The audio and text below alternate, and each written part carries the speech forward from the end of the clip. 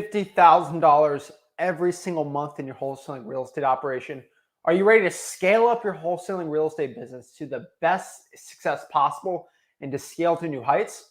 Well, this video, I'm going to show you exactly how to scale your wholesaling real estate business from start to finish all the way to $50,000. Honestly, I believe there's about 4 to 5 ways you as a real estate wholesaler who's just consistently getting some deals can scale up to $50,000 per month. Now, I know I usually help so many people out here starting out making, $50K a year, $100K a year, and really going to that distance of going $50,000 every single month. I really think there's only 4 or 5 things to just really change. Overall, it's not that complicated.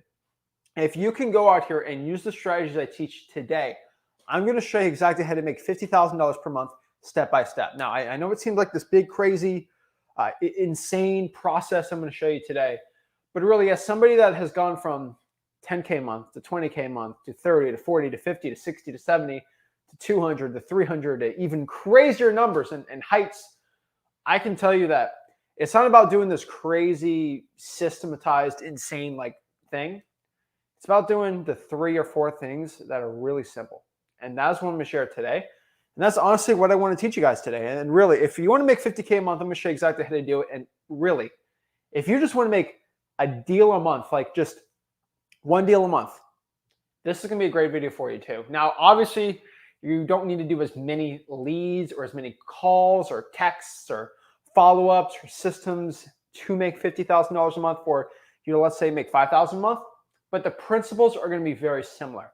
And that's what I'm going to show you guys today. So without further ado, let's break it down. Let's get into it. And let's really share exactly how to make $50,000 every single month. And remember, guys, before we get into it, guys, hit that like button, smash that subscribe button so you can never miss a live stream I have on the channel. And always, guys, do me a big favor, guys. Make sure you go out here and comment below your questions. I'd love to know what questions you guys have, how it can help you out, and really help you become the best wholesaler possible, the best real estate investor. And honestly, guys, I give all this information out for free, so you have the power in your own heart to go out here and in your brain to make 50K a month, 10K a month, whatever you guys.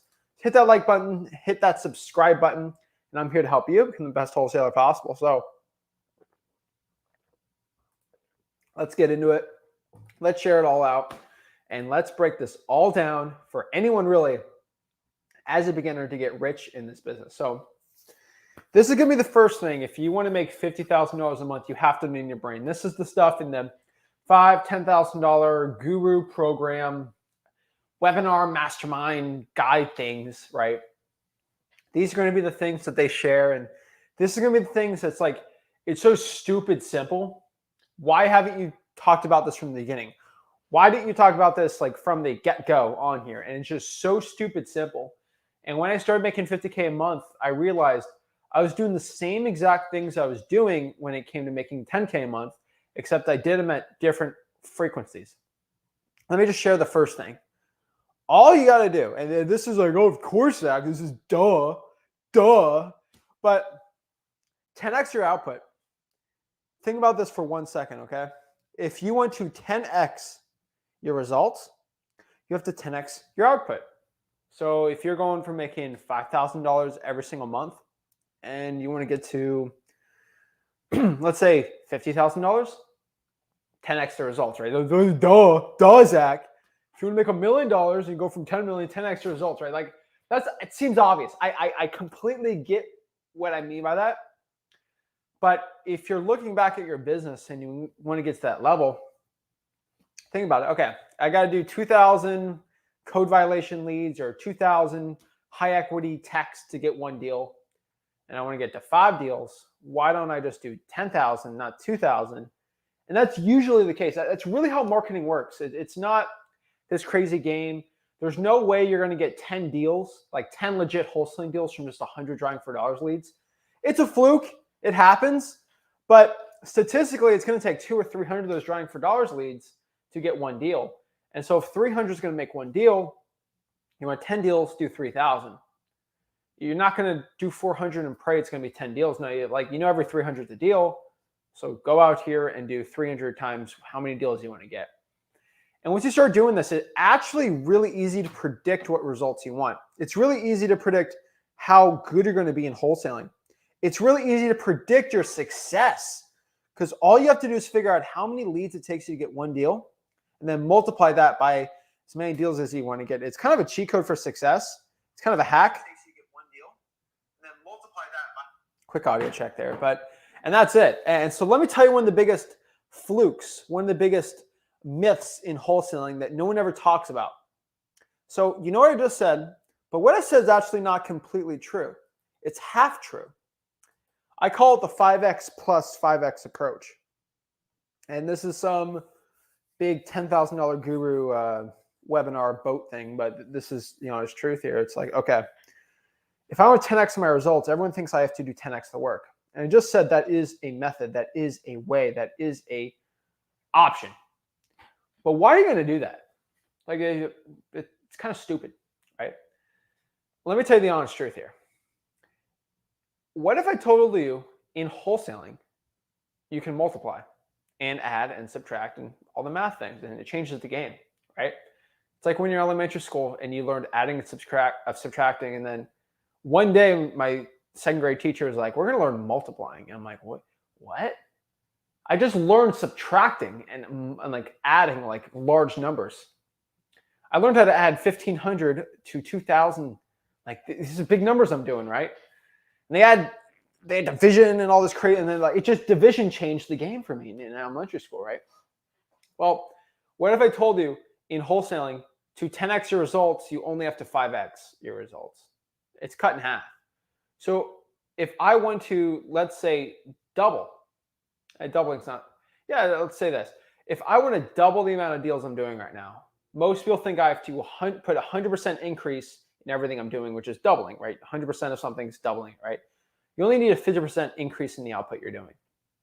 So if I look at a guy making $1 million off of cold calling, all I have to tell him to do is just increase his output by 50% to get 100% results. That's crazy, right? So if you want to get a 25% increase in the amount of money you're making right now, just do 10% more work. Wait, what did Zach just say? That made no sense. It's just a half rule because there's two methods to making money in this business. Yes, you can make money off the marketing side. And if I put 10x my output in the marketing, I'm going to get 10x the results. But if I put 5x in my marketing and then 5x into my dispositions process on finding better deals, that's it. So in wholesaling, we have three factors. We have three factors. So it's 5x plus 5x plus 5x equals the result. And so that means you make money in three ways in wholesaling. That's kind of weird, but it's absolutely true. And this is not the way people standard look in wholesaling, but people that make millions actually do. You make money off your marketing, how many leads you're pulling in, right? That leads, you're going to really figure out how many deals you're going to make, right? And then there's acquisitions. That's going to handle what your contract price is. So if your leads are really good, you're going to do a lot of deals. But if your acquisition sucks, your average cost per contract, so your average deal, your margins per deal is going to suck. So you want to get really low contract prices. And any idiot with a low contract price can probably sell to a cash buyer. But then you got your dispositions process over here. And if you have really legit good cash buyers, you can double your assignment fee. So you do more deals for marketing. You can get insane contract prices with your acquisitions. If you go to Freelancingcom, learn how to actually close sellers. And then you got your dispositions over here, and you get the best cash buyers. Woo! You make a lot of money in this business. So if you can get all three down, you just have the 3x results, not to 10x them, which is insane. And so a lot of people think, oh, marketing. We all talk about marketing. We all love marketing. But the cool part is, focus on the marketing. But some people have marketing down, and it's their dispositions and their acquisitions that sucks. And that's like 9% of the population for wholesalers that are struggling, like consistently getting deals. It's not just the marketing. From 80 to 90% of the people, it's all marketing. Marketing. That's what you got to focus on. That's why I tell most people. But there's a big percentage of people, or the dispositions and the acquisitions is actually the problem. And so if you think about getting all three of those there, Because the guy that's making 100K a month, or the gal that's making 100K a month, maybe they don't even have to do any more marketing. They just got to get better margins. So if right now, if you want to start going from $10,000 deals to $20,000 deals, and this is something I've done that's insane, just focus on getting lower contract prices and better cash buyers. And you'll double you don't have to double the leads, just double the amount you're making per deal. It's mind-blowing, right? It's mind-blowing. But it's the 5x plus 5x. So only get 5x better on one thing and then 5x better on one thing, then you get 10x together. And so there's 3 parts. So if you get 5x better in your marketing, 5x better in your acquisitions, and 5x better in your dispo, that's 15x. Insane. Think about that for a second. I'm just saying, that's all it really takes in this business to get successful, right? Here's another thing too. I think this is something that's highly never talked about. I'm going to get in trouble for saying it, but it's true. Add more lists and add more marketing channels. That is it. This is the thing that a lot of wholesalers are like, oh, they'll cry to me sometimes. And I'm not saying all wholesalers are crybabies, but some wholesalers will come cry to me and say, Zach, I can't find consistent deals. And I will literally ask one question. And this is how 80% of these combos go. I'm not calling anybody bad or a quitter or anything like that. Or like, I'm not making fun of anyone, but I've been around the block.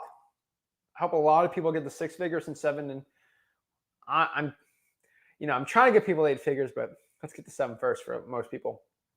Let's get to 6, honestly. Here's the thing. This is how the convos go. Zach, I'm struggling to consistently get deals. And I say, okay, how many probates have you pulled the last month? And they say, well, and then I get like a blank stare. And I'm like, you're not pulling the probates. Duh. And then I always get this, Zach, I'm struggling to get deals. Well, how many water shutoffs did you pull? It's like, well, I always get the always that. Always an excuse followed by. I never talk to somebody that's crushing this business and I say, you pull the probates. Of course, pull the probates. No brainer. Zach always tells me to pull the probates. Zach always tells me to drive for dollars. Zach always tells me to do this. Zach always tells me to do these things. And it's always the people that come to me that say, I'm struggling. And they just say, hey, have you done this? And they say, no. I'm like, well, do that and get back to me. It's insane. But really, that's what it is. And because I say these lists because they require the least amount of work compared to the effort you got to put out for it. So for example, the probates, yes, it's hard to get the list, but when you're cold calling, it's really easy. Versus a regular list, let's say a high equity list, it's easy to get the list, expensive to get the list, and then it's very difficult to cold call. Expensive and difficult to cold call versus hard to pull, easy to call, and free. Like I don't do it because I feel like this crazy person. I don't get, the court doesn't pay me $50 every single time you guys pull a probate lead, okay? I get paid $0 to tell you about probates. Except the people that do $50,000, $60,000, $70,000 deals, their first deal, pretty much exclusively from probates. Because in this business, you get paid in proportion to the problems you solve. And probates are big problems. Water shutoffs are big problems. Fire damage properties are big problems. The evictions list, big problems. Big problems, big money. More money, more problems. Well, more problems is going to be more money. I get the saying, but do you understand that when I tell you to add more lists and more marketing channels, it's not because I'm trying to stress you out more. It's because I truly understand in my heart that if you go and spend more time contacting more sellers, you will do more deals. It's just a simple equation. This business is not complicated. It's really easy and simple if you really look at things. And I'm sorry, I'm not the average YouTuber you listen to on wholesaling where it's like this crazy complicated businessy process with a suit. I'm not wearing the suit. I have this business and I became a millionaire doing it because I looked at it in a very simple way. Talk to more people, get more deals. That is it. I can complicate it really hard, but I can make it really simple for you. And if you get in front of more sellers, doing more lists, having more conversations, you will make more money. I will tell you this, if you talk to big time wholesalers, they do big time numbers. So they make big time checks, big time money. They call a lot of people. They're getting paid in proportion to the marketing they're doing usually. And so you don't find a guy or gal that sits out here on their bum, works 2 hours a day, and all by themselves and doesn't call or text anyone or just like it doesn't work like that, okay?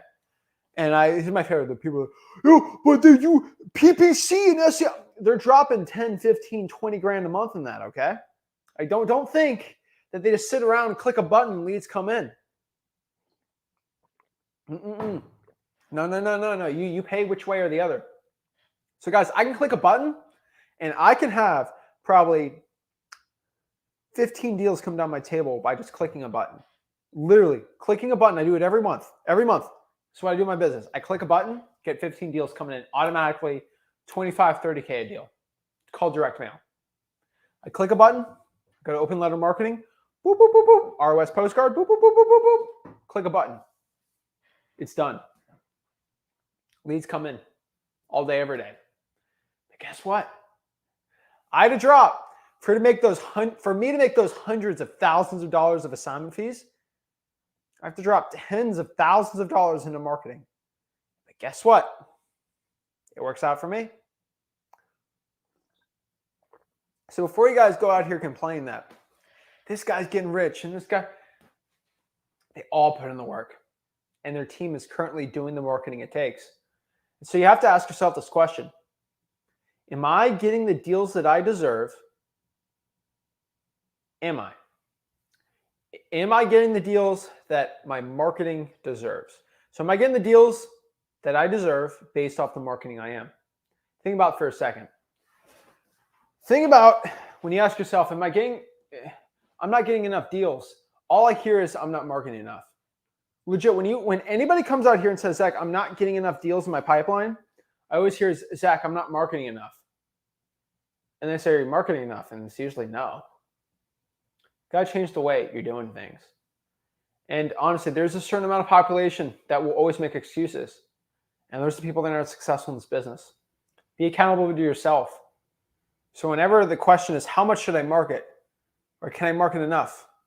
Or should I market more? It's like, always market more. Always be accountable. Always do the most. There's no shame in putting in the work. I want everyone to understand that. Number 3, this is a huge part. Huge part making 50K a month that is never talked about. This is the new wave of wholesaling.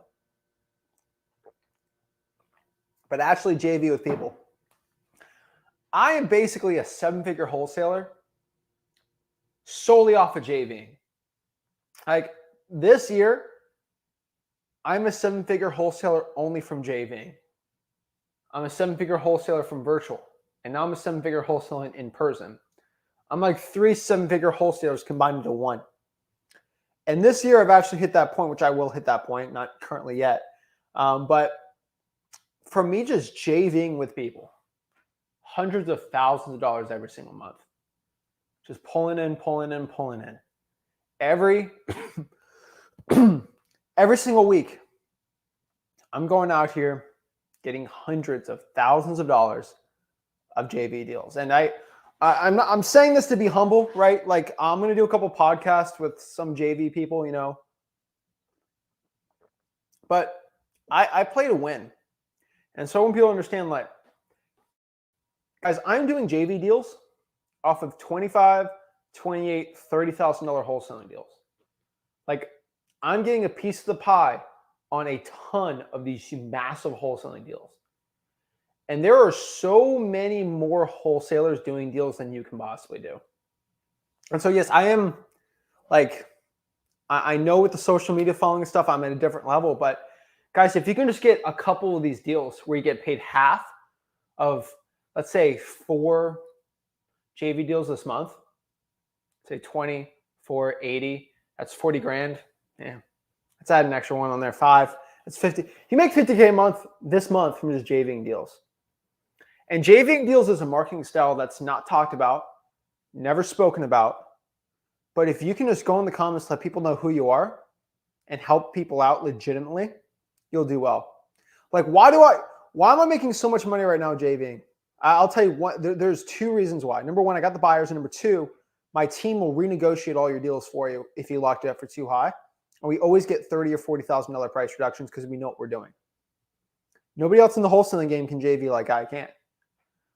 But for the people watching this that have the cash buyers connections that can help someone who's not good at their cash buyers, and cash buyers are so important right now, you'll get paid very well. And guys, I want everyone to watch that. You're already in the live stream, okay? You can just say your face on here in the comments like, hey, this is Zach Ginn. I'm in South Florida. I got all these buyers. If you need help disposing a deal, I'm a man of my word. You know, let's get it, right? Guys, I haven't screwed one person on a JV deal ever in my entire life. I do a lot of wholesaling deals. So my reputation's taken 6 years to build, and it takes about 6 minutes for it to get destroyed, right? And so I know my reputation's everything for me, right? But the thing is, because I built my reputation up and let people know that I have JV deals with other people, and people can see that, and if you can be that type of person, you make a ton of money doing it. I think a lot of people are scared to go out here and put themselves out there. But here's the thing. People are like, oh, I don't want to put my name out on the internet. You know, I'm a ghost. No one can find me. You Google me, I'm not anywhere. I promise you the government has a full markup on you. Social security number, pictures, driver's license. They know where you vote. They know where you live. They got all the info on you, all right? They see their high school graduation. You're probably got a yearbook photo of you. You're not a ghost, okay? A lot of people think they're like this CIA ghost type thing. Your house is already on Google Maps, buddy, okay? Your house is already on Google Maps. You ain't no ghost of the government, okay? If you think you're a ghost from the government, don't pay your taxes this year and see what happens. The IRS will come knocking on your door. They know exactly who you are, where you work, how much. They also know how much you make. So don't be scared to put yourself out there. Hey, my name is Zach Ginn. I'm in this place. I got a ton of buyers. I make a ton of money. I do a lot of deals, and I want to help other people around me do it. You are going to make a ton of money. Guys, when I started this business, everybody was screw you, screw you, screw your middle finger, middle finger, middle finger. I don't want to deal with anybody. And now we're at a point now where it's okay to trust other people. Now, you should be wary. There's a lot of snakes in the grass. That's why a lot of people like JVing with me, because I know I'm not going to be a guy that's going out here purposely trying to screw somebody over, because I got millions of dollars to be making. And if I screw some people over, I don't make millions of dollars, so my reputation's ruined. So go out here and let people know who you are. I promise you, if you do it enough, you will do well. If you do it enough, people will come to you and people will work with you. It's never talked about, but this is where I think the average wholesaler making 10K a month can probably make an extra 10, 15, 20K a month. That's probably, I would say, an extra 10K a month just from JVing. If you know how to hop on live streams and connect with other people, then you get really good at DMing people and really good at letting people know, screaming to the world who you are, just on YouTube comments, Facebook, Instagram, all these things, I promise you, you'll do well. And let me give everyone a quick secret. You can create a little ad copy. Hey, this is Zach. I'm in this area, and I got cash buyers. Anyone wants to work with me? I'm a man of my word or whatever. Just put something out there. Copy it and just paste it every live stream where you're at. Don't spam, but you can copy and paste it in all my live streams. And I promise you, someone's going to see that, and you can help that person out. Now, obviously, people probably JV with me instead, but you got to let them know. And also, like, I see the people in the comments, like, shout out to Todd right here, but like, Todd, I see Todd, like, do I look you up on Facebook? Do I hit you up? Do you have a phone number? What's your Instagram? Give your handles out here, guys. It's your new, your Instagram is your new business card. Your Facebook is your new business card. People use, you have a business card, you have a business card, right? Like American Psycho, like, check out my business card. Nah, like your Instagram handle. And if I go on your Instagram handle and you're doing deals or you're talking about real estate and you seem like a legit guy or gal, work some deals out with you, all right? And so this is where you got to understand that if you want to start putting an extra 10, 20, 30K a month Get really good at it. Get really good at it. Okay. And you're going to find some kids out here getting $40,000 deals that just need help. It makes me cry at night thinking sometimes that there are kids out here that couldn't get a $40,000 deal because they just suck so bad at cash buyers, when I know there's another guy in that city that could probably get a deal sold. Like we just did a deal in last week, had a huge deal in Dallas, and it's going to be a massive JV deal with us, right? And it's like, it'd make me cry if someone can reach out, because I got the guys in Dallas. It's like, that guy could have, he agreed to split this huge deal with me, okay? It's a massive deal, okay? Or he could have taken 0% of it if he couldn't find the buyer. He chose to split it and get the deal, guaranteed. That's the way to do it. Breaks my heart. But JV with people. Let people know who you are. It's not talked about. But guys, you see me doing it. I do it because it makes me a ton of money. And if you just get 4% of the money I'm making JVing, like 4%, be a very rich person. Number 4, start making a marketing rotation schedule. Not talked about. This is definitely on the DL, but rotate your marketing schedules. So I have certain areas where I'll hit certain areas and markets in different ways. And so what do I mean by that? Basically what I mean by that is I'll hit up a certain basically phone area. So I usually like to go by a basically area code for a phone number. And I don't direct mail every high equity every single month. So like Fort St. Lucie, I don't hit direct mail on that city every single month. It's a waste of money and marketing from what I've seen. I would hit them with a direct mail month 1, text month 2, and then a cold call month 3. And then the place north of that, I'll hit them with a cold call month 1, direct mail month 2, and then a text month 3. And then I do a rotating schedule on that with about 4 or 5 markets in person. And then throughout virtual, I'll do that too. So like, if I'm going to do Knoxville, I'm going to do direct mail, cold call, text, and do a marketing schedule, especially for a smaller market. You don't want to hit direct mail every single month. You don't hit cold calling every single month. When you're doing large numbers like I am, it just doesn't work as well as doing in a rotation schedule. And so you're spending the same amount of money, but you're hitting your sellers in different ways, and you're actually getting more leads doing that. Because you can get leads from cold calling, you're never going to get from direct mail, and then you're never going to get through cold calling. So that's why it's so efficient and so simple to do a marketing rotation schedule. And Tony, it's not talked about at all, but it works really, really well. So, oh my gosh. So I'm letting you know, the marketing schedule, never talked about, but when you're scaling, it's very important. And then this is really easy. Guys, I like to keep things stupid simple, okay? If you want to get a deal a month, or let's just say your first wholesaling deal, I always tell people focus on 1,000 leads. Call it the 1,000 leads rule. Just focus on 1,000 leads. Pull 1,000 of the highest quality government leads you can possibly get. 1,000. So if you want to get 5 deals, how about every single month we focus on? Might be a crazy thing to think about, but why don't we focus on 5,000 leads? 5,000. And market to those leads every which way.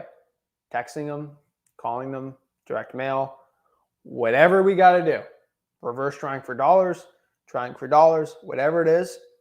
5,000, 5 deals, 10K a deal, $50,000 a month.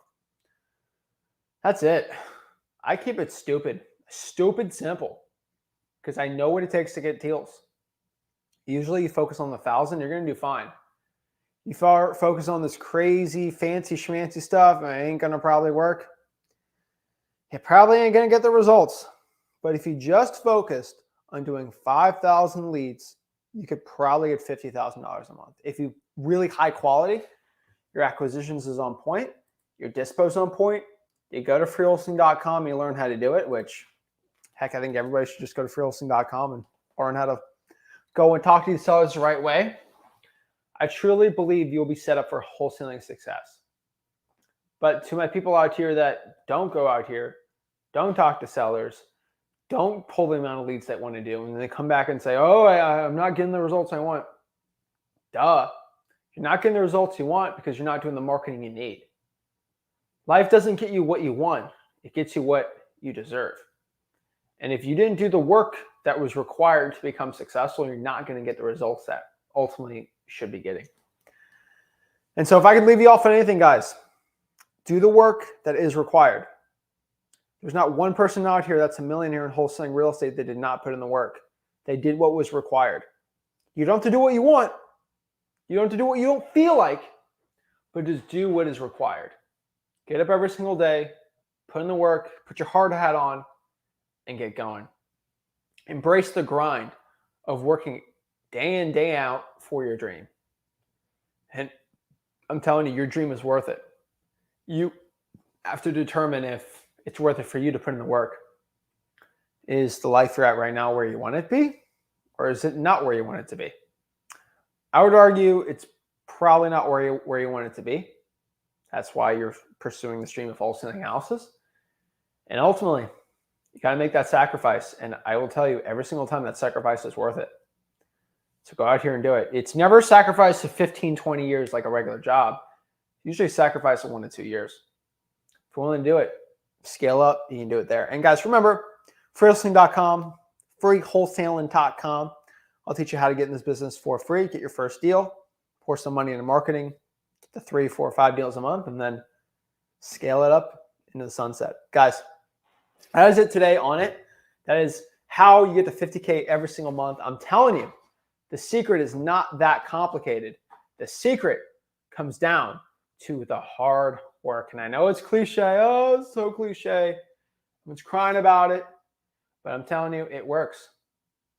I'm telling you. So we got the peeps out here. Where we got? I'm new to wholesaling. Love to see it. If you were new to wholesaling real estate, you already know where to go. Go to freelancing.com. It's all there. Free wholesaling course. Here to help you become the best wholesaler possible. So let's see what questions we got here. Got some people saying they're looking at JV. Abedinor says, that's 8 to 9% me. How do I get better with acquisitions, especially remote? I find not meeting in person a hurdle. If you go to freelancing.com, we got plenty of virtual wholesaling content. Got a lot of me closing sellers over the phone. I feel like it's a barrier you have in your mind right now why you can't close these deals. And if you switch it in your mind of how if I just shift the way I'm talking about how my team, hey, we get the agreement signed and then we go and see it. And you just kind of switch the way you're thinking about it. You get those virtual wholesaling contracts. Usually not that complicated. Let's see here. That's it, guys. So let's do some one-on-ones too. I always get most excited about the one-on-ones. Always love helping the people out. So if you do have some questions, go out here and here's my StreamYard link. Hop on. I promise I don't bite. I'm only here in my heart helping you guys out learning wholesaling.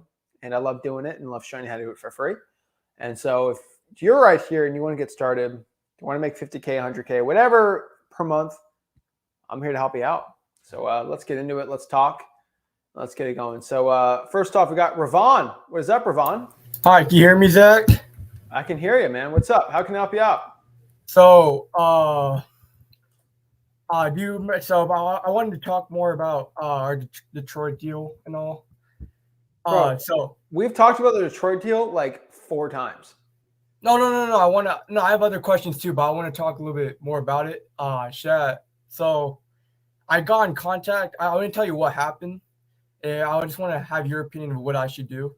So I remember you told me to go and flip my rig, support my what's it called? The JV thing with you guys. I did that. I flipped my paper. I submitted that, and then the next thing you know, I got in contact with Captain Michael Flipper. He said he's been working with you guys for a moment. So I contacted him. He told me that to make sure to talk with the seller and all. So I did. He told me to get a letter of authority and some pictures of the property. And so I did do that. I didn't do that. I tried to get in contact with the seller. What happened is I talked to him on Wednesday after a call. He picked up, and I told him I need pictures of the property and letter of authority. And then ever since that time, he didn't pick up. And then Captain Michael Flipper, he called him as well. and he didn't pick up as well. So should I just leave the deal and forget about it? I mean, dude, I'm telling you, I got hundreds of deals going at the same time. So Yeah. I'm not going to be your point guy on this. I have other 6 and 7 figure wholesalers that are on point on stuff like this. Oh, okay. Whatever they say goes. Yeah. All right. I'm not the guy doing hundreds of deals in Detroit every single day and month like these people are that run huge operations. Yeah. And so they'll know it better than me. All right. And so I've already talked to you about this deal 4 times. And if the guy we're running with on this deal has told you to keep going, then keep going. So you're asking me, should I keep contacting this person? Yes, of course you should always follow up. That's always. Everyone's going to lead to the deal, man. Okay, I see. And so another question I have is I'm kind of confused about doing Facebook ads. I know you guys been like preaching about it. So I want to know how, like, what to do and like how I should get started. I know you said you use AI for the script. To do a Facebook ad. Huh? Oh, no. You said to attract motivated sellers, right? Post like on Facebook, yes, Craigslist, multiple times a day or once a day. Yeah. So how would I do? Yeah, sorry. I meant to talk about that. So how would I supposed to do that? I don't know like which groups to go into. Freelancing.com? Huh? You go to the AI section in freelancing.com? A little bit. Yeah, no, but I'm just the thing is I know what to write because I could just use AI to write the script for me. But I don't know which groups should I go into Facebook. All of them. I don't know, like you said not to go into wholesaling. All of them. So if there are people that are citizens of Detroit and are in that group, go use that group. So I just search up Detroit something on Facebook and then just post there? Bro, I'm not your mommy, dude. Go out here and find them. Anyone that's a citizen that has some following, attack that group, dude. Okay. And that's the same thing on Craigslist, right? Oh, yeah. Okay. And every city's so different, all of them. You're going to bro, you're asking me, it's like what to do.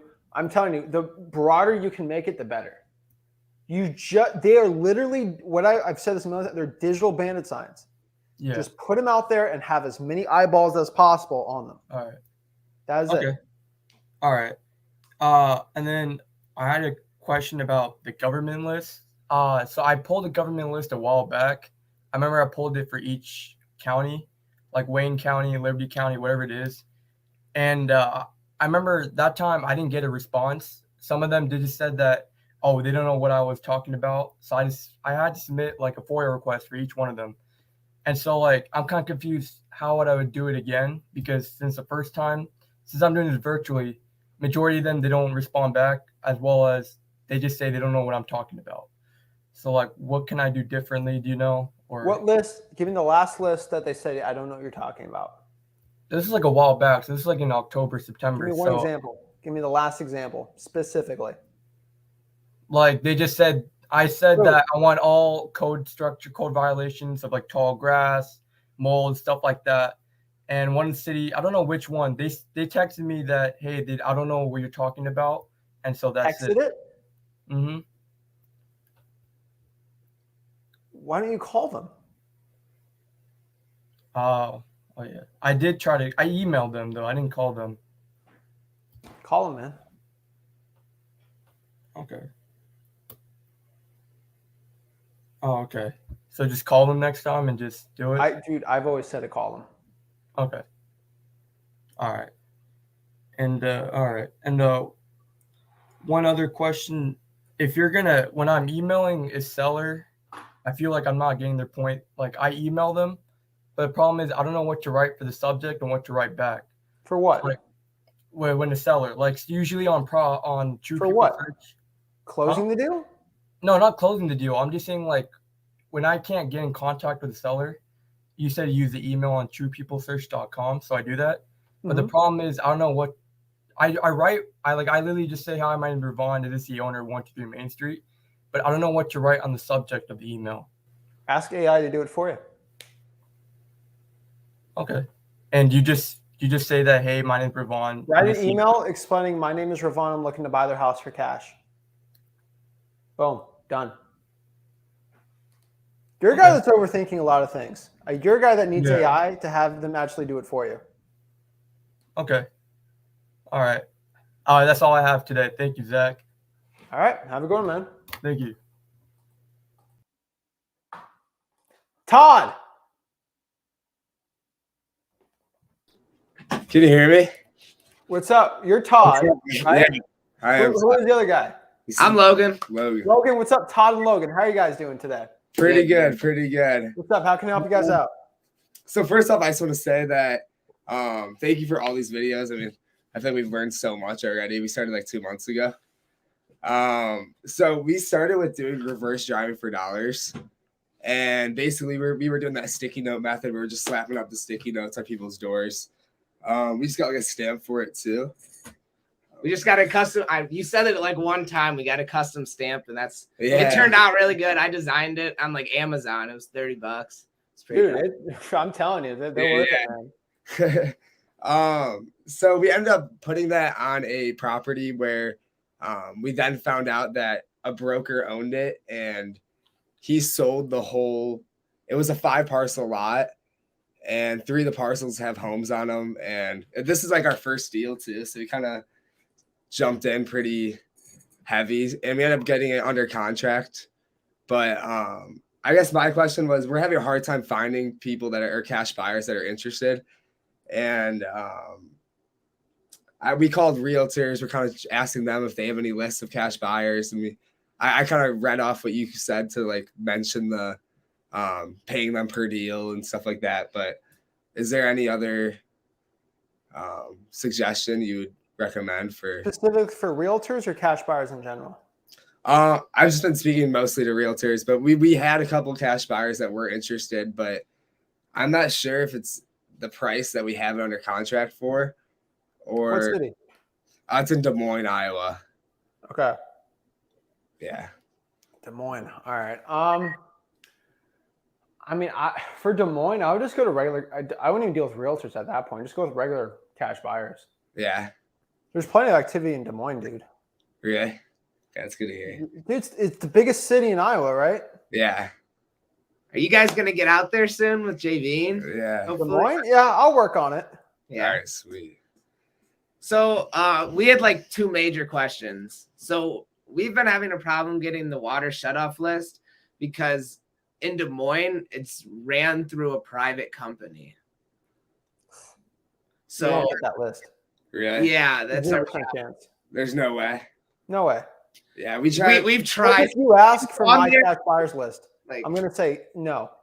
Yeah, we've argued with them on the phone for like we've been I'll tell you having this, bro. 15+ minutes. We've tried. I'll give like, you guys a secret.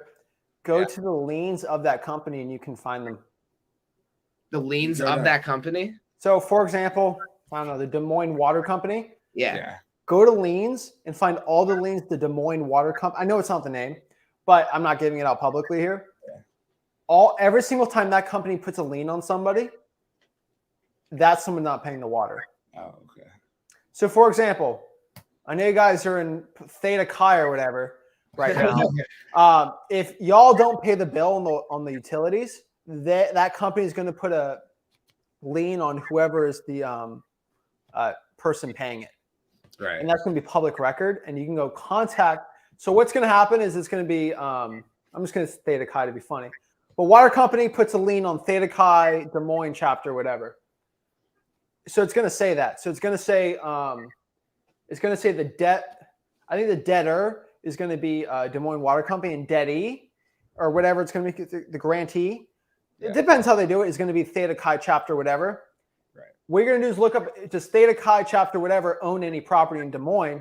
Probably going to come to your frat house, call the owner of the frat house, and see if they're looking to sell. I'm telling you, it works well. Okay. That's how I do my credit card debt lien list. So if Capital One has a $5,000 lien on a person, I look up the owner and I get that list too.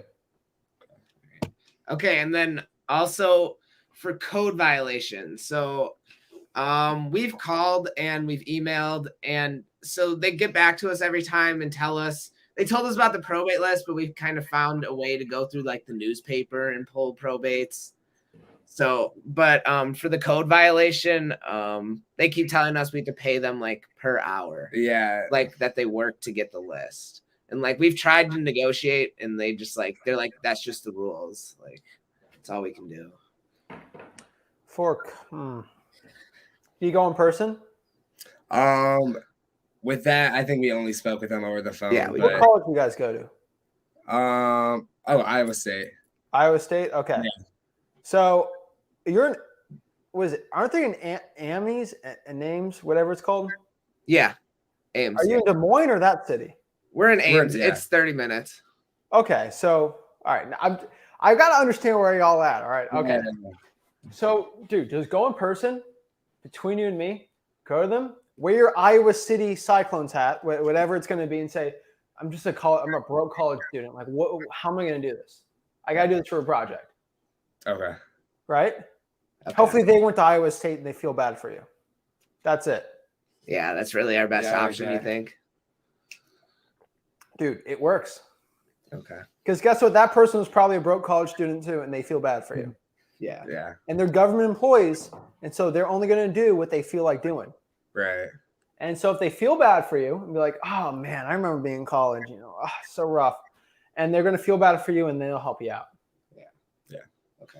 Trust me, they're not doing anything productive. So Yeah. they'll do it for We you. go to the county clerk and we'll like pull like the probates and dissolutions. And the first time we went, they were we asked them a bunch of questions and we didn't really know what we were doing, but we were able to figure it out. But none of those people wanted to help us like Wear your college shirts and just say you're doing projects. I'm Okay. telling you, it's insane. All right. All right. Sweet. Sounds good. Do you have any other questions? I'm telling you, man. It works really well. But dude, I'm telling you, you can make a lot of money doing this. So Yeah. Des Moines, Iowa is really good cash buyers, and there's a lot of good activities in college towns too for rental properties. Yeah. So where you're at right now, a lot of great rentals going on there too. Yeah. There's like 2 companies that have all of like you drive around and they have their big sign on the front. They're like similar initials. And Yeah, but those are nearby the campus. I'm talking like in a radius of like regular rentals. They like those too. Mm-hmm. And so they work really well too. Okay. Because it's a city where nobody lives in, and it's all college people. Right. And I do some wholesaling in Gainesville, so I know how that works. And then some like kind of Columbus area. But I'm telling you, that area is a lot of good landlords and some good flippers on the outskirts. So I think you guys can really clean up if you know what you're doing. But you're listening to me. I like it. I think you guys are getting really good info, and you start going after it. So what marketing have you guys specifically done last week? Honestly, mostly we've been doing just reverse driving for dollars, and we've been calling. We did just driving for dollars too. We've been calling those people, and we just started doing like skip tracing through prop streams, and we're noticing that we're getting a lot more like conversions with actually people responding and not just leaving a voicemail to the wrong number. So, what's your contract rate for your reverse driving for dollars? It's like 12 cents. No. Oh, wait. Contact rate, like Contact rate. So like how many stickies are you putting out and how many calls are you getting? it's about 8%. It's not like because I save all of them in PropStream while driving, so I can like see how many. And like we got like I think it was 140 we did in like 4 hours or something that we saved to a list. Like 2 days ago. And then the people that called us, it was less than like 20. Yeah. Whew, that's rough, man. Have you guys tried pre-foreclosures with that? What do you mean? So get a pre-foreclosures list and then put sticky notes on the pre-foreclosures. Yeah. And you recommend just using that through prop streams, or should we? Yeah, so go to PropStream, pull the pre-foreclosures. Okay. Then Google Maps, and then look at each one you want to do. Okay. All right. Are zip codes like that big of a difference? Like, sorry, that big of a difference? Like, if I'm in one neighborhood over another, like, is it really going to be crazy different if it's still in Des Moines? Like, you think? Yeah. Zip codes are huge. Because we did do one different neighborhood that was a little bit further out from the city, and we got a lot of calls from that. And then we did a lot of another neighborhood that was closer to the city, and that's the one that we got lower callback rate on reverse driving for dollars. Well, let me give you a secret. When I started wholesaling houses, I figured out that 80% of my deals only happen in 20% of the zip codes I did. Really? So some zip codes are hot, some aren't. You know, it's the fastest way to find the hottest zips. Ask for cash buyers. Okay. I don't think that's something you guys are doing. Yeah. Just like asking cash buyers what they're specifically kind of Hey, First are you box. looking to buy houses? Where are you looking to buy them? Yeah. Okay. Okay. It's Awesome. not gonna work, man. Sweet. All right. That's it, dude. Yeah. I think All right. Any more questions? You guys got a lot of work to do. Yeah, for sure. For We're sure. going. We're going. Yeah. All right, man. I'm gonna All see you guys next week. See what you're doing. Next week, Yeah, hopefully. thank you. All right. Keep it up. Bye. Love it. All right. Next we got CK. You, What's up, man? what's up, brother? Hold on, cut the TV down. Caught me watching WrestleMania, brother. How you feel? I'm good, man. What's up? All right, so quick question so I can get in. Well, couple quick questions so I can get in and get out. So I got a deal in Florida. It's like a land deal, but it's telling me like so they got like owls or something on the property, something like that. So how do I go about that? Like burrowing owls? Yeah, like borrowing owls. I feel like they're tiny and cute, but they might be endangered. That's gonna be a problem, dude. Right. That's what I was figuring. What city? Cape Coral, Florida. Cape Coral? Yes, sir. What's the issue specifically with are they just burrowing all over the place? Nah, it's just at that plot of land that they were saying, like I was looking at a survey of the land. I asked, is it like in every spot? But they just said it's just on that particular plot. Guess what we're gonna do?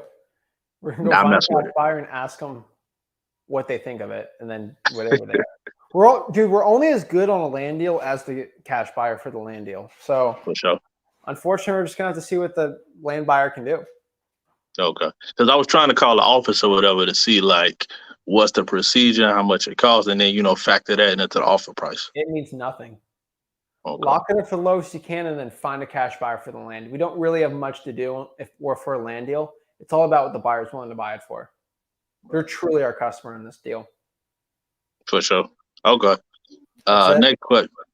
Next question I got too, because I got another deal that I got. It's in Little Rock, Arkansas. I submitted to you guys for the dispo thing, so I guess I'm just in line for you guys to take a look at it. But so I was calling some real estate agents to get cash buyers. So if they bring me a cash buyer, how does that work as far as like contractually? It depends what you write up and you agree. Most of the time, they're going to get an assignment fee or not a commission, but they're going to get a fee for bringing the buyer. And it's whatever you guys bring up front. So, I mean, is it going to be in the assignment agreement when you give it to the cash buyer? That realtor gets paid from the cash buyer this much at closing. That's it. Okay. But I'm saying that's going to be in. You're right, in the assignment, yes. Right. It's going to be in the comments of the assignment agreement. It's going to be a line in the assignment, like an extra. You just write an extra line in it.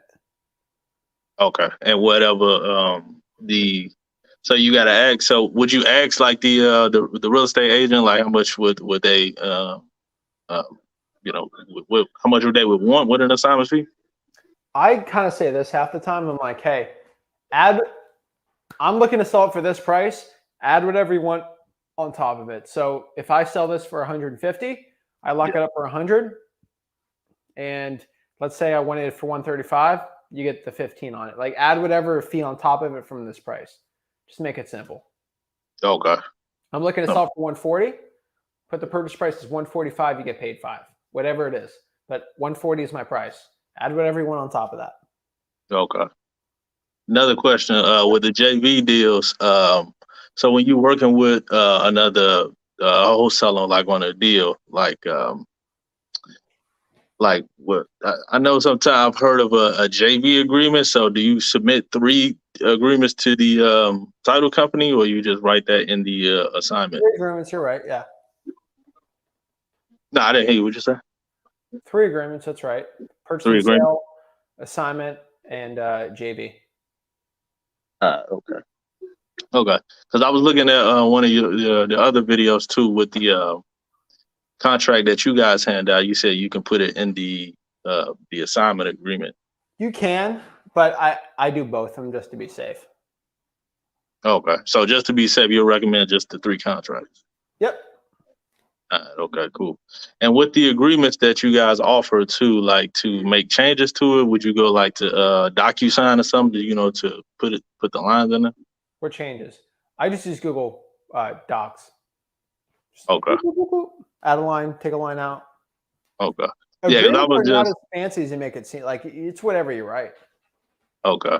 I can Yeah, agree because I to was do a just business plan for the show for 4 months for a certain price. Like I can write whatever I want, right. I can write that I have to wear I have to get a buzz cut, like you can write whatever you want on contracts. They're really fluid on what you can and can't put on.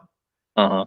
So if I have a seller, for example, that wants, hey, I need to sell this, but you got to deal with the furniture in the house, I just write it in there. You can write whatever you want in these contracts. Okay. All right, cool, man. Hey, thank you, man. I appreciate you. Dude, come back for any questions you got, man. Thank you, sir. Peace. All right, have a good one. Yo. Hello, can you hear me? Loud and clear. What's up? How can I help you out, man? Hey, just a quick couple questions. So how do I get out of this land deal like amicably, like on good terms?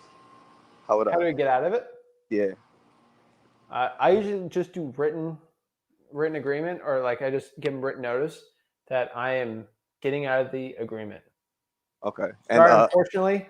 But is it because you can't find a buyer? Or is it the price? Well, I think it's both. I think I locked it up too high because I reached out to a few buyers. Get a reduction. Pardon me? Get a reduction then, dude.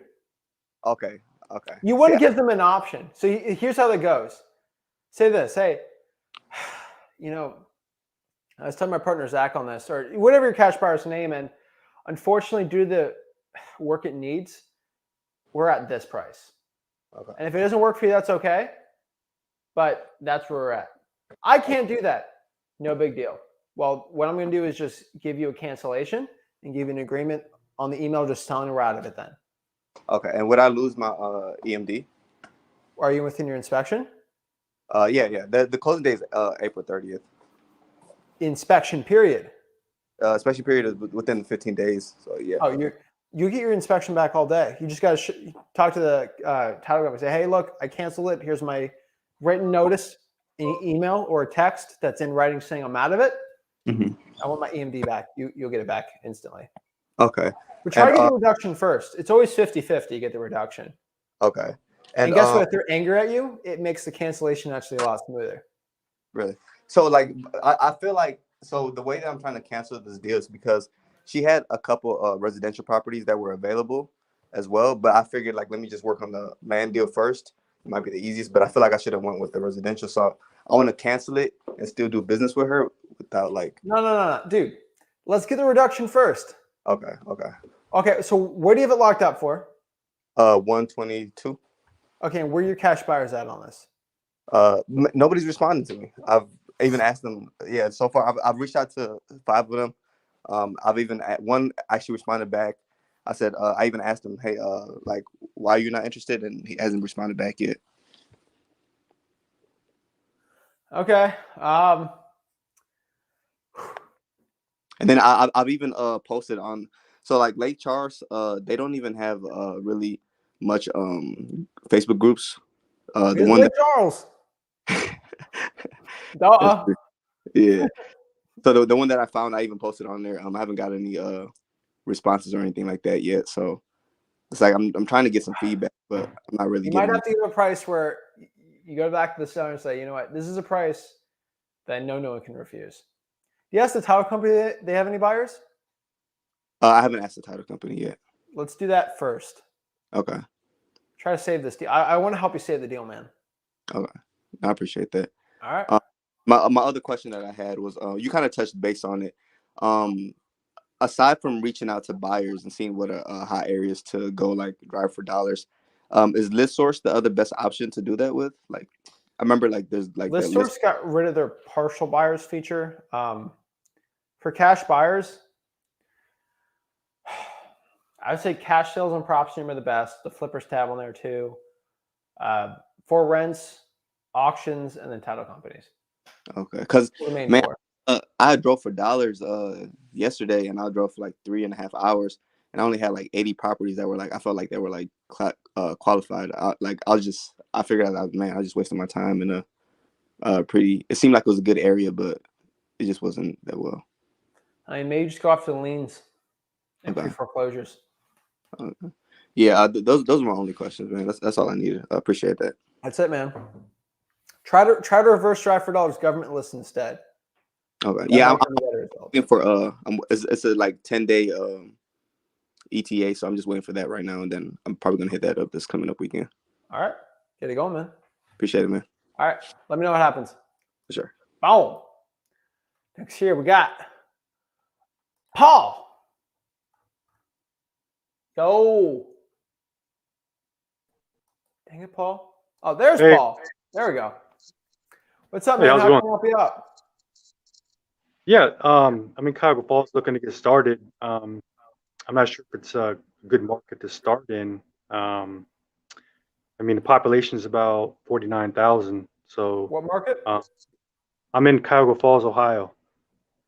It's close to like Columbus. Well, we got Dayton. Wait, Akron. Cuyahoga Falls? Cuyahoga Falls. Like the county of Cleveland? I'll look it up. Yeah, it's a city, I think. Yeah, Cuyahoga Falls. Okay. Yeah, this Cuyahoga or whatever, their county is the biggest county in the state. So okay. Oh, dude, yeah, that's a good market, man. Cuyahoga Falls. Good market, bro. You're by Akron. Go after. Yeah. Plus, you got like Canton there, but that's kind of a little south of you. So I would say go for it, man. Okay, awesome. Yeah, that's not a bad list to do. I've pulled the government list from there plenty of times virtually. I mean, you watch this content, everything I say works there, dude. So prices are low. So go after motivated sellers, find where the cash buyer is looking to buy, and go after it. But you mentioned you are new, right? Yeah. Well, a couple weeks. I've been driving for. Yeah. Pretty much. You're new, man. You like the lay of the land. The reason why I'm calling you new is don't put any expectations on yourself that you have to do this or have to do this, or if you didn't get a deal in a month, you're not worthy. Like, you're new, man. You're just learning. You're getting it. And hey, if you get a deal tomorrow, you get a deal tomorrow. I'm going to say it could happen, right? But yeah, I think you're in a really good market. So I think you're going to be set up very well if you do the work to do really well. So what have you been doing lately and what are you looking to do? Yeah. Well, the past 3 weeks, I've been doing a little bit of driving for dollars. I haven't been putting any money into marketing, but I do work a job. So, I would like to, invest in some marketing. All right, dude, you're putting the blood, sweat, and tears. Like, you either put the time or money in this business and you're putting the time, it's equal to the money right now, man. Are you doing reverse trying for dollars with it? No, just driving for dollars. Start doing that. I just use a notepad. Bro, start reverse trying for dollars. I'm telling you, because you don't have to call them; they call to you. Okay, it makes awesome. it a lot easier. Okay, I will. Start doing that, and then what I want you to do too is I want you to start contacting cash buyers and seeing where they're looking to buy right now. Okay. Because I guess they're going to say this. Oh, I'm looking to buy in this place, but not in this place. And so I don't want you driving for dollars in an area where nobody wants to buy it. It's just wasting your time. So Go find the places they want to buy and then drive for dollars in that area. It seems really like kind of tiny what I'm talking about, but I'm telling you, it's huge. It will help you out big time. Okay, I will. So I think that's a good starting point, man. You start doing that. Do you know how to find the good cash buyers? Not really. No. Facebook. No big deal. Let me help you out.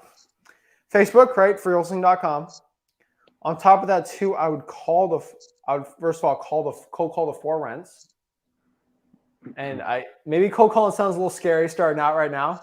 I know for a lot of people starting out it seems a little crazy, but just go out here and call the for rent and see, hey, are you looking to buy any more houses for cash? And just see if they are, and then start it from there. It's actually not that difficult. And then I would probably just focus on those two starting out.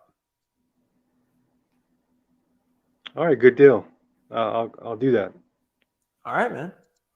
So I think we got a good little schedule going on here. Do you got any more questions for me? No, I appreciate it. Well, guess what, Paul? I remember you now. So you better hop back on. I want to see your results. I want to get you accountable, and I want to keep you putting the work every single week.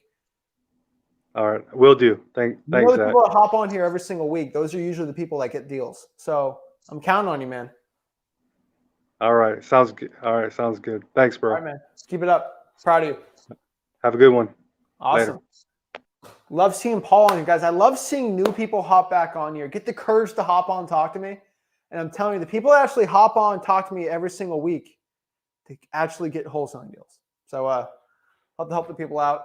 Kevin. Yo, what's up? What's up, man? How are you? Good. Yeah, so this is my first time coming on here as well. I'm new as well. I started going through your course and learning all this stuff, and I started doing it and I got a deal. The only problem is I'm not I don't feel like I'm fully prepared, but the seller seems motivated. The only problem though is it's not in the best area. I looked up and they gave it a C, but the home is selling for around, it's 2,600 square feet, and it's selling for a little over 200, and it has a $10,000 price cut, and homes in the area are going for 350. And I have a scheduled call with the homeowner on Tuesday, and just look for any advice, what type of questions I should ask. Okay. You don't have a contract yet, right? No. We're going to get that deal locked up first. Mm-hmm. I have what area are you in? New Jersey, Irvington. Irvington. Yeah, it's not the greatest area. Irvington, New Jersey. I'm trying to get a lay of the land there. Okay. Oh, you're in Essex County. Yeah. Dude, okay. Oh, You that's can another sell thing. this I gotta deal in find a 5 cash seconds. buyer. I'm trying to find a cash buyer before the call. Okay, dude, you will legit find a cash. Bro, there's a cash buyer for every pizza shop in New Jersey, all right? Mm-hmm. It's easy, dude. Okay. So let's focus on getting that deal, man. I thought you meant Irvington, Iowa. Okay, with 4 people living in the place. Right? No, Jersey. Bro, you're fine. Okay, you got buyers everywhere. So what we need to focus on now is just getting this deal locked up. Mm-hmm. And so I think you are putting yourself on a pedestal. You're putting your expectations on a pedestal that you got to get this thing done. It's everything for you. It's not. Mm-hmm. You're simply going to go there and try to buy the person's house. If they agree to the price, they do. If they don't, they don't. It's not that big of a deal. In the grand scheme of things in life, this isn't going to be the biggest thing ever. Now, you lock them, you'll be pretty sick. That'd be kind of cool. But don't put too much expectations on you. Let's say you don't get the deal, which you are going to get the deal. It's whatever. Just go to the next one, right? But if you get it, we'll be all happy, right? So you have an appointment on Tuesday. Do you have a general price range they're looking to sell for? They have it for $240 on Zillow, but they're saying they're selling it as is, and they're saying I'm looking at the house and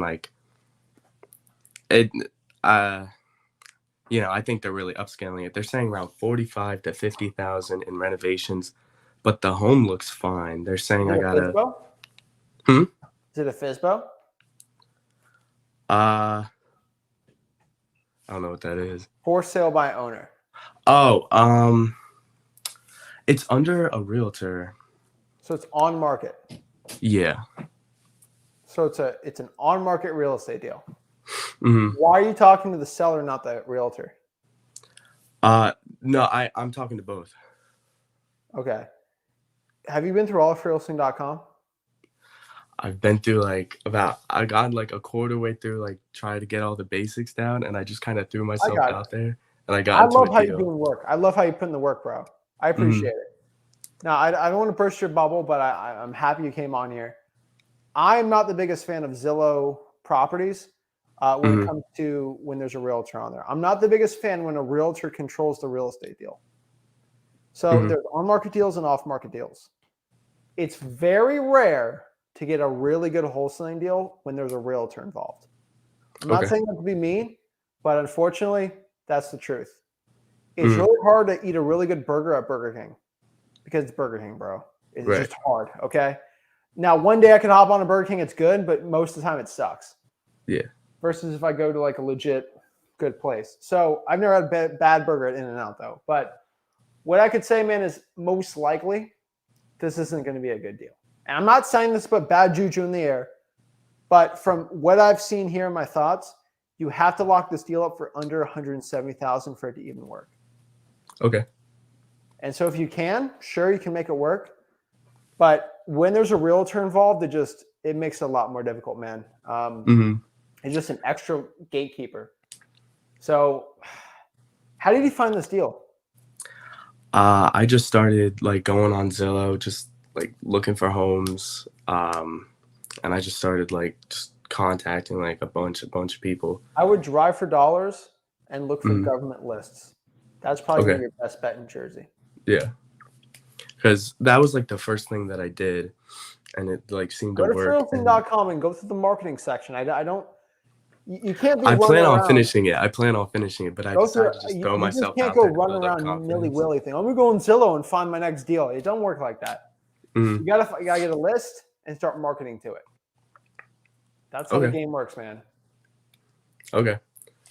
That's really all I had. I'll definitely go pop in here next week and let you know how it goes, though. You better tell me how many driving for dollars leads you did too. Okay, I will. And I'm gonna get through the course. All right, I appreciate you hopping on because I think you learned a lot from doing. Do you think you learned a little bit from this? Yeah, definitely boosts my confidence for sure. You learn a little bit every single time you hop back on. In a year, you're going to be insane. Yeah. All right. I appreciate you, bro. I appreciate you. All right. Oh. I'll see you, man. All right. Next here we got Anita. Hi, Zach. How are you? Good. How are you doing? I am good. So I'm new to wholesaling. I found this house on the market, or not on the market, on Facebook Marketplace. I went, saw it, got the seller under contract, found my cash buyer the next day. And then all of a sudden he calls me last Monday and he says, my brother wants to fix it up and we want to make money from it. I don't want to sell it anymore. And so I'm trying to save the deal. I'm trying to do as much as I can. And then finally on Friday, he calls me and he's like, I just want to tell you the truth. Someone once says that the house is worth more. And someone wants, they say they have the money for it, but if I don't sell it to you, I'm not going to sell it to anybody else.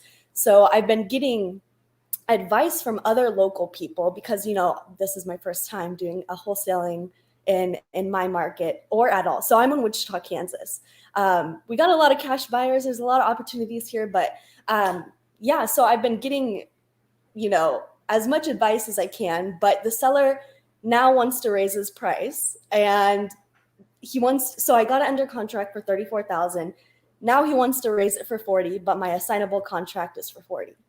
So the advice that I got was to, if he doesn't want to match me or he doesn't want to meet me in the middle, the seller that is, that I should try and give him what I want and then try and raise my price on my cash buyer, but then I could lose out on relationships that way. So I'm in this weird place. My inspection period's up on Wednesday, and I'm not sure what to do. You're not in a weird place. You're in the right place.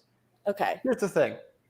I'm going to tell you, this is the most 100%. First of all, you're dealing with a complete stupid seller who doesn't care about ethics, morals, or handshake agreements. They care about money. This is like dealing with a realtor all over again. It's not fun. It sucks. It's annoying. You're probably a woman of your word. I'm a man of my word. When I say I'm going to buy it for a price and I want to change it, I say it. But you're dealing with some squirrely sellers. I hate squirrely sellers, but I make a lot of money from it. So this is what we're going to do. I have an actual definitive game plan when stuff like this comes through. This is not my first not my first circus ride around here. First thing I do, I want to call out my seller on the lie.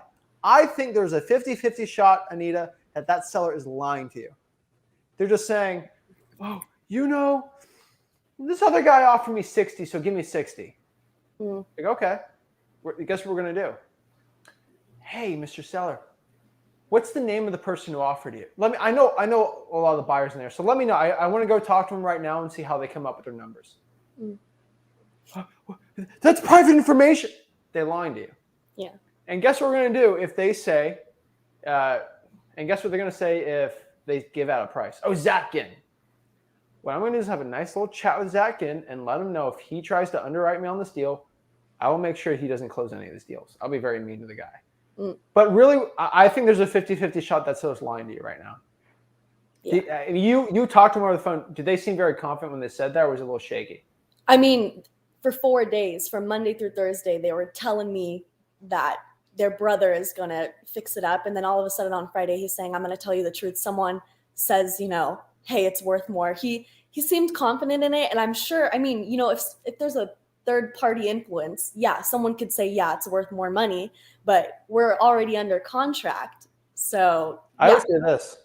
My mom said my house is worth $4 million. That's what she thinks. I think my house is worth $10 million. It doesn't matter what it's worth. It's what someone's willing to pay for it. Right. And if they spit up, just ask them, who's the name? And then they'll say, John Smith or whatever. Does John Smith have the cash? Did you get the cash from him? A proof of funds? No. Well, then this is just imaginary monopoly money we're talking with. Find me somebody who's legitimately ready to buy it for cash. But unfortunately, Mr. Seller, we can talk about what ifs all day, but I have an agreement. I agree to do it. We have the title ran. We have everything ready to go. I'm ready to go. What we're going to do, unfortunately, I can't go up in price because it's not worth it to me. And you did agree to sell it for this price. So what I'm going to do is we're still going to close. We're still going to go from here. Some sellers respond well when you just go with, hey, we're doing it. We're doing it. Sometimes they're seeing if you can budge. And I hate those type of people, those negotiating types. But it's like, if you want to negotiate, we should have done it when we wrote up the agreement. But because somebody else is trying to talk you up on price of the brother, ends up the brother's not actually buying it, there's not much I can do. Right. And sorry to cut you off, but yeah, I did the exact same thing. I'm like, okay, well, do they have, the cash? Did they show you proof of funds? And that's when he was like, oh, no. You didn't get a name. Exactly. So, Mr. Seller, unfortunately, I can't believe you because you're not giving me a name. And once they spit out a name, it's going to be funny because I truly don't believe they have a name. Yeah. Because they're usually more adamant about getting out when there is a legit name out there. They're not trying to get out of it. They're just trying to get you to raise the prices. Yeah. I mean, now that I know that he wants more for it and he's trying to get me to go, higher on my price, that it's irritating because he spent, 4 days telling me that he just wants to get out because he wants to get out. And now that we're closer to closing, he's telling me raise the price. You're dealing with a liar. If they lie to you once, they'll lie to you again. Yeah. So I guess with this situation, should I just use my inspection period and get out of the deal? No. I mean, just stick with it. Yes. They're lying to you, and they're trying to get you to raise your price based on lies. Right. And I'm not going to believe them. They already admitted to lying. Mr. Seller, you already admitted to lying to me once. I don't believe you have another buyer. Here's the thing, Anita. If I went to that seller, put $60,000 cash on their table and said, I want to buy this thing right now, you know what the first thing they're going to do? they're going to call you and just get out of the deal. Anita, I'm out of here. I'm out. I'm done. Get me out of this. Right. Because, oh my God, Zach's got the cash. He's ready to go. No one's giving them a legit offer that if they truly believe, they just want out. They want you to bring up. Yeah. And did they give you a specific, did they say 40 was the price? Yeah. So he listed it for 40. I was trying to talk him down. We got to that 34. And then all of a sudden on Friday, he's saying he wants 40 for it because people I don't believe it. For 40. Yeah. And I mean, it's a duplex. It's pretty messed up. I mean, he hasn't had a tenant in one side forever because it's completely trashed. And yeah, I believe you at some point, at a renovated point, it could be worth up to 40. But right now it is not 40. And, you know, the ARV, I mean, the rehab on it, I've had everyone come. All my cash buyers, they've come with, you know, their partners. It's a $30 or $30,000 renovation. So the roof, the floor, there's water damage, everything needs to be fixed in there. So, I mean, I don't see his brother fixing it up. I don't know what to do, but I also feel like I've kind of tarnished the relationship with the cash buyer now because I'm trying to raise the price on him because that's some advice. Like, what? Don't raise the price on them. Go with the 40, stand your ground. I truly believe this seller's trying to mess with you. They've already lied to you once. Let them know. I'm sorry, I can't raise the prices. It needs that much work. Me and my partner, we have the title ran. We have the EMD. We have everything set up. We're ready to close on this date, and we're going to do it from there. Unfortunately, you've lied to me, and you've kind of broken my trust, Mr. Seller. Unfortunately, I'm a woman of my word. I'm standing with my agreement. Me and my buyer, me and my partner, we're ready to go on this, and that's what we're going to be at. Gotcha. Some people just need a legit, like, confident push. We're doing this. And that's what you got to do. They're messing, they're lying to you. They're going to say whatever they want to say. They've already lied to you once. Yeah. And they're going to do it again. Yeah. I'm just getting nervous because it's coming up Wednesday. So I guess we'll have to see how it goes. But here's the thing. You can get here. So do you have an EMD on this? That's this. Okay. So this is another sticky part of the situation. I was going to use your contract. I got a contract from a local guy. And then when I was talking to the title company, I was talking to the girl that does it in our town. She knows all the ins and outs, and she sent me her contract and I looked it over. I was like, okay, this is good. And I guess here in Wichita, it's more common for the end buyer to put EMD down. So I have it in that assignment contract. I gave it to, you know, the end buyer, but apparently when I talked to the title company, they didn't put any EMD down, even though they're supposed to do that within the 24 hours. Additionally, they do have a realtor. However, everything's been seeming smooth. I mean, we got the contract. The buyer? Yeah, with the buyer. Everything's been smooth.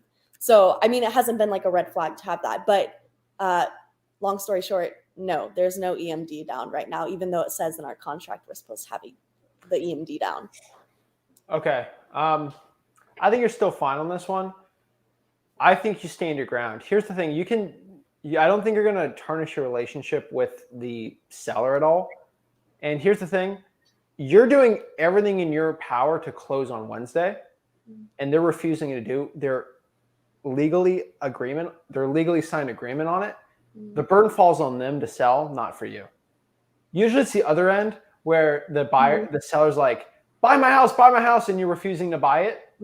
That's when you get your EMD stuck. You start doing bad things. No. When it's the other way around, hold your ground.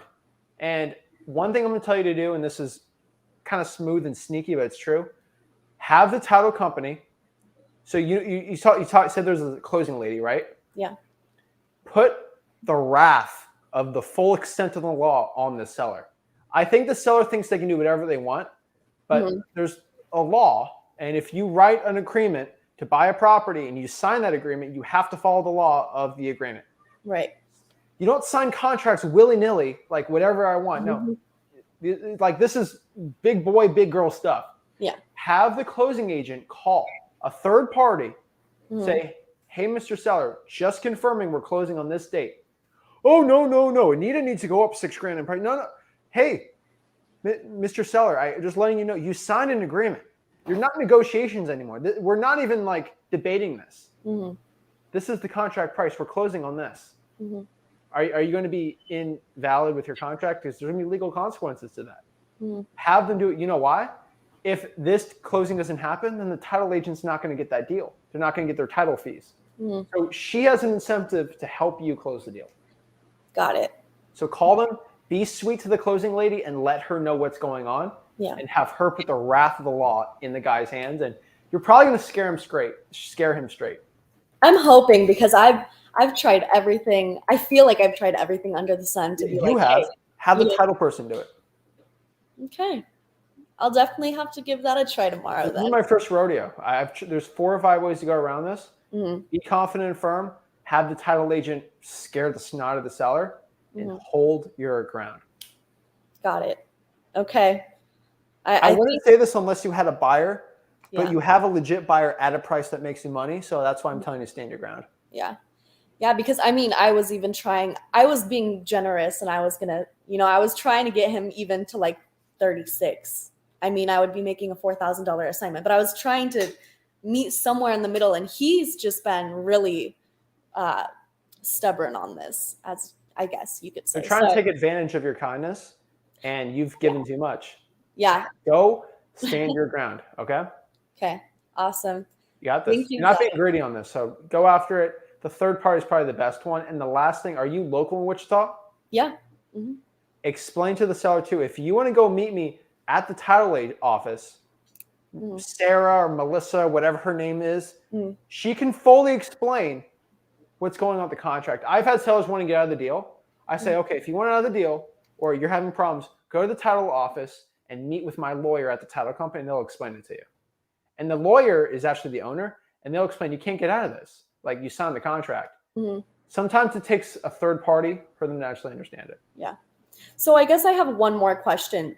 Say everything, because I'm new to this. So say he doesn't budge. What happens? Wednesday comes, we're supposed to be closing, and he's not budging. I mean, what's the risk to me? I want to no make risk sure to you. that, protected as much as I can be. There's no risk to you. Okay. If it's the other way around and you're out of your inspection period and you're not going to buy it, there is some risk for you. Right. But since you have everything all ready to go for it, the risk is on technically you can sue the seller, which you're not going to do. As a beginner, probably just get out of the deal. Call it quits after that. But that's all you can really do, because the seller, you can pretty much sue them. Right. Like, you can probably sue them for $6,000. Yeah. And gets $5,000 after lawyer's fees, but you're probably not the type of person to do that. And I probably wouldn't do that either. But there's not much. Talk to the title lady and let her give her all the information for you. But the risk is not going to be on you in that situation. Okay. Yeah, because I have a buyer, you have an assignment, like all your ducks are in a row, which they actually are here. You should have no issue. Okay. Awesome. Yeah, I've been keeping my title lady, all in the loop with everything, the whole situation. So she knows everything that's going on. So, yeah, she's been helpful. So, well, have them whip your seller into check. But okay, I'll definitely be doing that. Well, thank you, Zach. I appreciate it. Let me know next week how it goes. Okay, sounds good. All right. The reason why I'm telling you this, Anita, is because I have a lot of deals where it's come up to the situation and I've stood my ground and the deal went through. I've had situations where I stood my ground, the deal fell off, but half the time it works, half the time it doesn't. I think it's worth just sticking it out. Okay. Well, I'll do exactly that then. All right. Awesome. All right. Yeah. Thank you. Have a good one. Perfect. Bye. I'm telling you guys, stand true. Now, I can put a lien. I can do a memorandum. I'm telling you, for a $6,000 deal, I'm probably not going to do that. I put liens. I do memorandums. I do all that stuff. If the deal's like a $60,000, $70,000 deal and the seller lies to me and does all that stuff, I get it. But honestly, I think when it comes up to this, little deals, I'm not going to do it. I'm not that type of guy to do it. But stand your ground, you'll do well. So guys, that's pretty much it for today. If you go out here and talk to motivated sellers and increase your marketing, increase the amount of times you're talking to your motivated sellers, and most importantly, you do the work that is required every single day, you will get wholesaling real estate results. that is what I'm talking about today. If you want to learn how to do it, go below, freelancing.com. I'll help you out and help you become the best wholesaler possible. Guys, if you got any questions, please let me know. I try to answer as many questions and comments I get. I always try my best on it. Also, on top of that, if you get a weird crypto send me money type scam on Instagram, it is not me. Just remember that. So I do have my little blue check mark now. So if you do not get a message from Zach with a blue check mark, that is not the legit me. There's still scammers out here. But just remember, if it's not from my legitimate account with the check mark, it is not me.